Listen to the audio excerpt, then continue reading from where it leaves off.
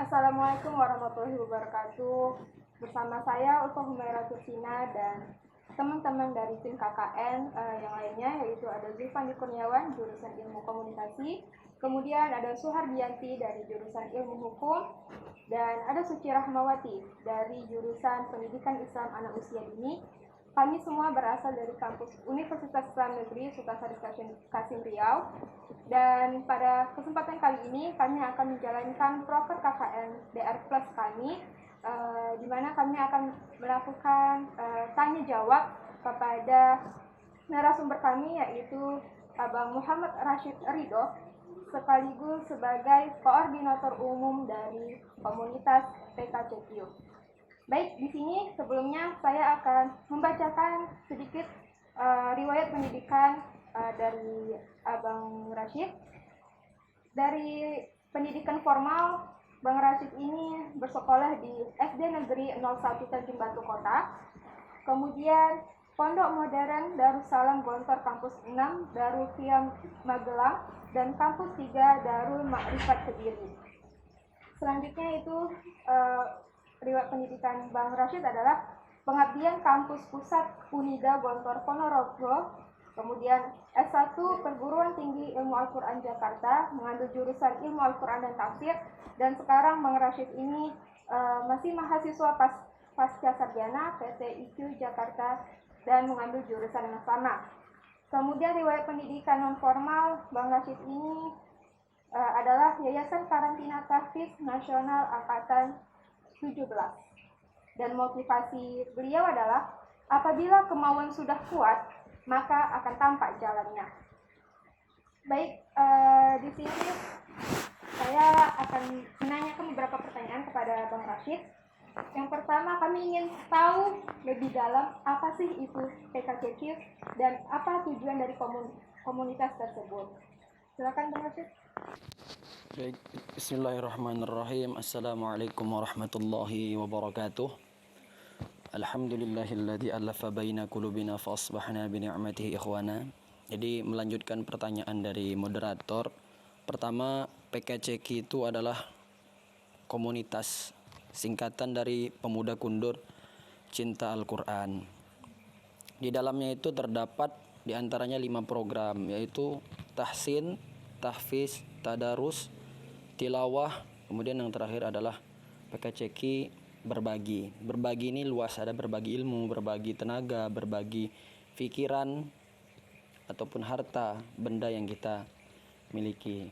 Di antaranya PKCQ itu sifatnya adalah sebagai wadah untuk mempersatukan dan mengisi hari-hari pemuda di Kundur, kemudian sebagai wadah untuk menjadi pemersatu umat, perekat umat.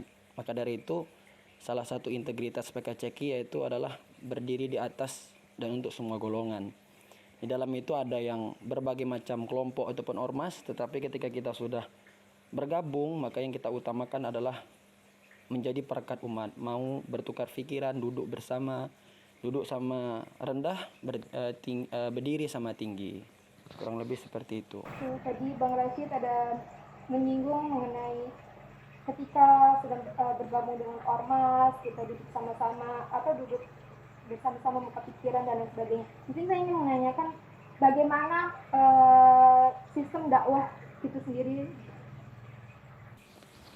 Baik, yang pertama sistem dakwahnya yaitu tujuan yang pertama mempersatukan umat. Nah, mempersatukan umat ini seperti apa sih? Mempersatukan umat ini merupakan salah satu perintah Allah yang kita lupa. Kita memang disuruh ibadah, kemudian disuruh sholat, zakat dan lain-lain, tapi ternyata mempersatukan umat ini adalah memerintahkan umat untuk saling bersatu. Ini adalah merupakan perintah Allah yang tidak boleh kita tinggalkan. Jadi sistem dakwahnya yang pertama adalah gimana caranya kita harus bisa mampu merangkul. Jangan sampai pula kita mengajak orang dengan cara memukul. Perbedaan itu wajar, tapi tidak mau bersatu, nah itu yang ibaratnya ada sesuatu yang kekeliruan. Ibaratnya mari kita lihat titik persamaan, jangan perbesar perbedaan, karena masih banyak perkara-perkara yang kita sepakati daripada perkara-perkara yang berujung kepada perbedaan terus yang kita selalu timbulkan. Jadi yang jelas metode dakwah yang kita pakai adalah metode pendekatan kepada pemuda yang kemudian adalah metode untuk merekatkan umat. Seperti itu kurang lebih. Berarti metodenya itu salah satunya adalah pendekatan dengan kaum muda, ya. Tadi juga ada Bang jelaskan di PKCQ itu ada salah satunya ada tahfiz, menghafal Al-Quran. Nah, tadi kan sistem dakwahnya salah satunya itu adalah pendekatan kepada kaum muda. Di sini ada nggak sih tips atau trik dari Abang khususnya untuk anak-anak kaum muda supaya mau atau termotivasi untuk menghafal Al-Quran? Di antara kiat-kiat dalam menghafal Quran yang kami pegang sendiri, di antaranya itu ada 4. Yang pertama itu adalah tentunya dengan niat tulus ikhlas karena Allah, bukan karena pengen dilihat, bukan pengen diakui oleh orang atau pengen mendapat gelar pujian dari orang. Maka itu sama kita menaruh pasir di atas bebatuan kemudian dihempas oleh ombak, habis semuanya. Maka yang pertama adalah niat tulus ikhlas karena Allah. Itu yang harus kita tanamkan, kemana dan seberapa besar kita menjadi penghafal bermanfaat tidak untuk umat. Nah, yang kedua perlunya kita mencari lingkungan yang mendukung. Kalau misalnya kita menemukan lingkungan yang mendukung, teman yang mau menyimak hafalan, yang mau mengingatkan, maka benar-benar harus kita pegang erat teman tersebut. Jangan sampai dia lepas. Karena seberapa besar pergaulan kita kepada teman akan menentukan langkah kita dalam menghafal. Berteman dengan orang yang tukang buat arang, maka kita pun akan sedikit banyaknya bau asap ataupun hitam. Berteman dengan orang yang hafiz Quran, insya Allah kita akan termotivasi. Kemudian yang ketiga adalah tekad yang kuat. Fa iza azamta fatawakkal 'ala Allah, innallaha yuhibbul mutawakkilin. Kalau kita udah punya tekad yang kuat, maka kita harus berazam, tanamkan istiqomah. Setelah itu yang terakhir adalah tawakal. Kita tawakal kepada Allah, serahkan. Tentunya tawakal ini setelah berusaha, doa, yang terakhir baru kita tawakal. Di antara kiat-kiatnya itu sih 4. Ya, udah 4 tadi Abang sampaikan pesan trik untuk kita supaya termotivasi untuk menghafal Al-Quran. Tadi salah satunya itu juga ada disinggung pemilihan kawan atau lingkungan itu juga penting, perlu. Ya. Nah, tapi kan sekarang ini gimana ya? Ketika kita sudah mempunyai hafalan yang cukup banyak, ketika bisa jadi sewaktu-waktu hafalan itu akan memudar. Nah, gimana caranya supaya kita hafalan itu tidak hilang atau tidak pudar? Apakah ada tipsnya lagi gitu? Di antara penyakit manusia itu ada penyakit demam, kemudian flu. Maka di antara penyakit ilmu adalah lupa. Afatul ilmi an-nisyan. Penyakit ilmu itu lupa. Maka lupa itu wajar. Banyak menghafal, banyak lupa. Sedikit menghafal, sedikit lupa. Tak pernah menghafal, tak akan pernah lupa. Maka salah satu mencegah untuk lupa kalau dalam kita menghafal itu murojaah. Ataupun dengan kita menulis dari apa yang kita hafal. Itu termasuk untuk mengingat hafalan kita. Seperti gini, ilmu itu ibaratkan hewan buruan. Maka harus kita ikat hewan buruan itu dengan kencang. Ilmu pun harus kita ikat dengan apa? Maka dengan catatan. Al-ilmu saydun wal kitabatu qayduhu. Qayd suydaka bil himaril wasiqah. Ilmu itu bagaikan hewan buruan. Al-ilmu saydun wal kitabatu qayduhu, dan tulisan adalah tali untuk mengikatnya. Maka ikat ilmu itu benar-benar dengan tulisan, karena tulisan itu akan membantu kita dalam mengingat hafalan tersebut. Yang kemudian yang terakhir, jauhkan diri kita dari maksiat, sih kecil ataupun besar, karena itu menentukan hafalan kita gitu.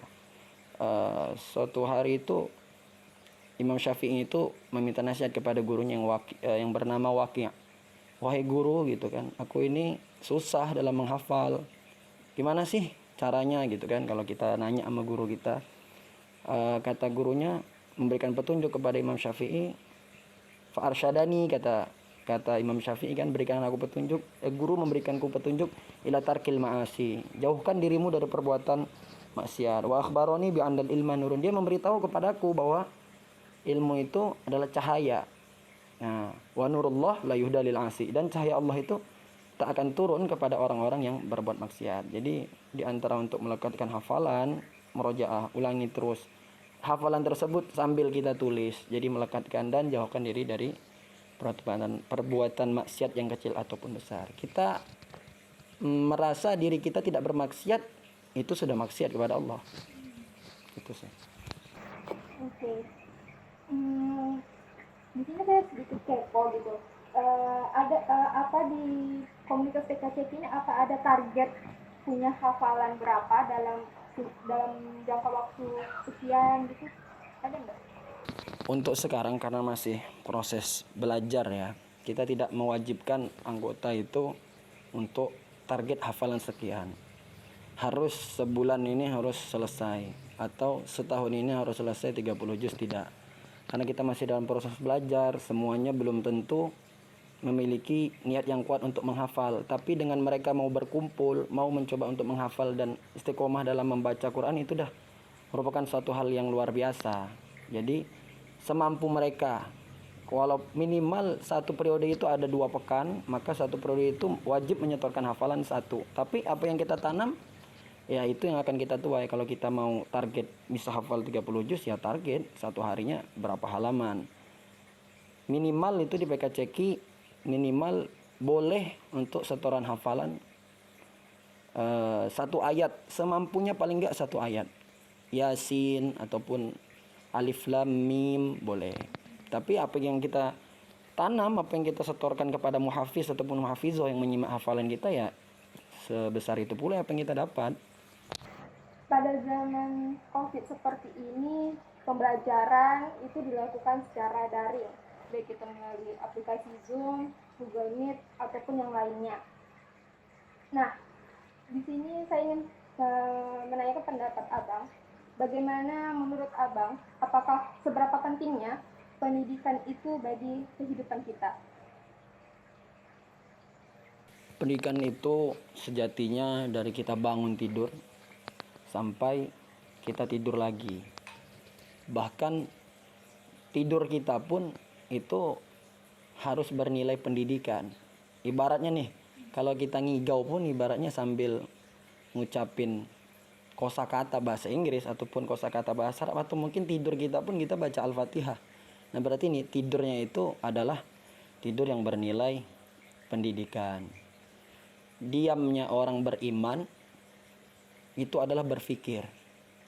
Tidurnya adalah berzikir. Diam bukan sembarang diam, tidur juga bukan sembarang tidur. Jadi nilai pendidikan itu merupakan harus kita tanamkan memang 100%, bukan hanya penting apa tidak. Karena apa yang kita lihat, kita rasakan, kita dengar itu pendidikan. Kita nggak bisa lepas dari pendidikan dalam kehidupan kita sehari-hari gitu. Karena tidak semuanya pendidikan dapat di kelas ataupun dapat di bangku sekolah. Kita melihat burung yang terbang pun itu semua pendidikan. Tidak ada tuan yang pernah memberikan ia makanan sesuai dengan seleranya, tapi pulang-pulang dia ke sangkar burung ataupun ke rumahnya tiba-tiba udah dalam perut kenyang. Itu kan berarti pendidikan. Siapa sih tuan yang sesungguhnya yang memberikan dia makan sehingga dia bisa kenyang tanpa harus ada manusia yang memberi ia makan. Jadi kalau menurut Abang sendiri, apakah pembelajaran daring ini itu efisien atau tidak? Kita tidak bisa mengatakan 100% tidak efisien ataupun 100% efisien. Orang beriman tuh, kita sebagai muslim ya, karena pendidikan daring ini kan bukan hanya umat muslim doang, tapi seluruh yang mengenyam pendidikan. Kita tidak bisa mengatakan 100% efisien, 100% tidak efisien, tapi kita sebagai orang beriman, kita dapat mengambil hikmah dari kejadian ini gitu. Kalau kita mampu mengambil hikmah, sebenarnya efisien banget gitu. Karena kita coba lihat, kapan sih orang tua dapat membimbing ataupun mendidik anaknya yang sangat luar biasa ketika di rumah itu, dari bangun tidur sampai tidur lagi, itu semua sekarang yang menjadi yang menjadi guru awal itu kembali kepada orang tua. Yang selama ini guru itu yang selama ini pendidikan itu hanya dititipkan kepada sekolah-sekolah. Dan saat kejadian seperti ini, saat anak-anak belajar melalui aplikasi pun, itu di sampingnya tentunya orang tua. Dan sebenarnya hikmah besar ayah benar-benar bisa jadi kepala sekolah di rumah tersebut, ibunya ataupun mama dari anak-anak tersebut bisa menjadi guru yang pertama. Walaupun di samping itu sebagian orang-orang tua kita kan susah dalam memainkan aplikasi yang sedemikian canggih sekarang ini. Kemudian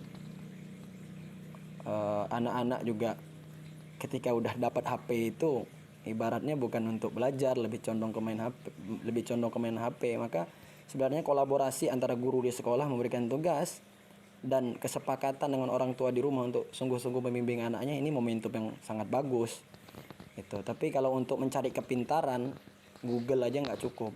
Anak-anak itu bukan butuh pintar, tapi ilmu yang didapat, ketaatan kepada guru, adab itu nggak bisa kita cari di Google gitu. Yang bisa mengajarkan ya ruhul mudarris, ruh ataupun jiwa seorang pengajar, dan ruh dari para penuntut ilmu. Nah, anak-anak ini lebih pasnya dibilang penuntut ilmu, bukan sebagai murid, karena kita sebagai yang pencari ilmu itu harus menjadi penuntut ilmu. Kalau sekedar murid aja kurang istilahnya untuk mendapatkan ruh ataupun jiwa sebagai seorang murid. Kemudian abang ini kan sekarang masih menjadi mahasiswa pasca sarjana yang insya Allah tak lama lagi akan selesai S2-nya. Nah, di sini saya ingin bertanya bagaimana menjadi diri yang berpendidikan namun tetap rendah hati kepada siapapun. Pertama, Umar bin Khattab ini pernah menjelaskan bahwa sikap orang pertama kali dalam menuntut ilmu, dia akan merasa tahu segalanya, ibaratnya merasa sombong. Orang menuntut ilmu tahap kedua itu dia akan merasakan yang pertama, oh ternyata aku mulai tidak tahu ataupun ternyata aku bodoh. Tahap penuntut ilmu yang ketiga, semakin dalam lagi dia menuntut ilmu, oh ternyata aku ini tidak tahu apa-apa. Yang pertama merasa sombong, baru baca buku sedikit. Yang kedua ternyata semakin banyak dia baca, semakin ternyata oh aku ini baru ngerasa ya kita ini bodoh gitu. Dan yang ketiga ternyata baru kita merasakan bahwa kita ini belum ada apa-apanya, ilmu itu sangat luar biasa. Nah, kemudian di samping itu konsep kita dalam menuntut ilmu, saat kita melihat orang yang lebih tua di antara kita harus punya berpikir orang tersebut lebih tua, tentunya amal ibadahnya lebih banyak. Kita amal ibadahnya yang muda ini masih sedikit karena umur kita hidup di dunia ini baru sebentar. Begitu juga saat kita yang tua ini melihat adik-adik kelas kita harus berpikir dosa kita ini udah banyak karena kita lebih banyak hidup daripada mereka, sedangkan mereka yang masih kecil dosa yang mereka perbuat masih sedikit karena umur mereka di bawah kita. Seandainya itu hidup berkesinambungan dalam masyarakat, maka tidak akan ada rasa bangga diri, akan merendah. Tapi tawadhu ini, kata guru kami, harus tetap pada porsinya. Merasa tawadhu di antara orang-orang yang tidak berilmu, maka orang-orang yang tidak berilmu tersebutlah yang nanti akan merasa berilmu, menjelaskan sesuatu apa yang tidak pada ahlinya, tidak pada tempatnya. Tapi tawadhu kita ini harus kita porsikan pada di antara orang-orang yang berilmu, kepada guru kita, kepada orang-orang tua kita, kepada masyarakat. Ibaratnya maksud tawadhu ini apa? Merendah diri. Maksudnya ketika kita ditanya sesuatu yang kita itu tahu, kemudian kita diam, atau kita melihat kemungkaran, kita diam, itu berarti kan istilahnya tawadhu tidak pada tempatnya. Ketika kita melihat, maka ghair, rubah. Kalau tidak mampu dengan tangan, dengan lisan. Kalau nggak mampu dengan lisan, ya kita berdoa. Nah, seperti itu. Jadi pendidikan memang harus kita utamakan, penuntut ilmu harus kita utamakan, maksimalkan, tapi kita juga perlu rendah diri, yaitu dengan salah satunya seperti yang Umar bin Khattab katakan, dan seperti kiat-kiat yang abang sampaikan tadi itu diantaranya. Oke, dirasa cukup pertanyaannya untuk sesi kali ini, pada kesempatan kali ini. Di sini sebagai penutup, apakah abang ada pesan untuk kaum muda bisa zaman seperti ini gitu? Ada sedikit suatu kata-kata mutiara. Kerusakan pemuda ataupun penyebab kerusakan pemuda yang paling bahaya itu adalah waktu kosong. Maka di saat ada waktu kosong, diamnya ataupun magernya ataupun santuinya pemuda itu merupakan kerusakan yang sangat luar biasa. Karena waktu muda ini adalah waktu bergerak. Carilah pergerakan, karena di setiap pergerakan itu ada berkahnya. Maka sebagai pemuda tidak ada waktu ibaratnya untuk santai-santai, harus terus mengisi kekosongan. Jangan sampai kekosongan itu yang menjadi pola kehidupan kita sehari-hari. Kesibukan awak apa gitu kan? Oh, kesibukan saya ya santai, itulah kesibukan saya. Itu jangan sampai. Jadi memang harus maksimalkan pergerakan, karena di setiap pergerakan itu insya Allah ada barokahnya. Jadi ini kesempatan kita untuk lebih mendekatkan diri kepada Tuhan gitu ya Bang ya. Baik, saya Zulfa Humayra selaku moderator pada hari ini mengucapkan terima kasih kepada teman-teman sekalian yang telah menyaksikan video ini, dan saya mohon maaf jika selama acara ini terdapat kata-kata yang kurang berkenan. Wabillahi taufiq wal hidayah. Wassalamualaikum warahmatullahi wabarakatuh.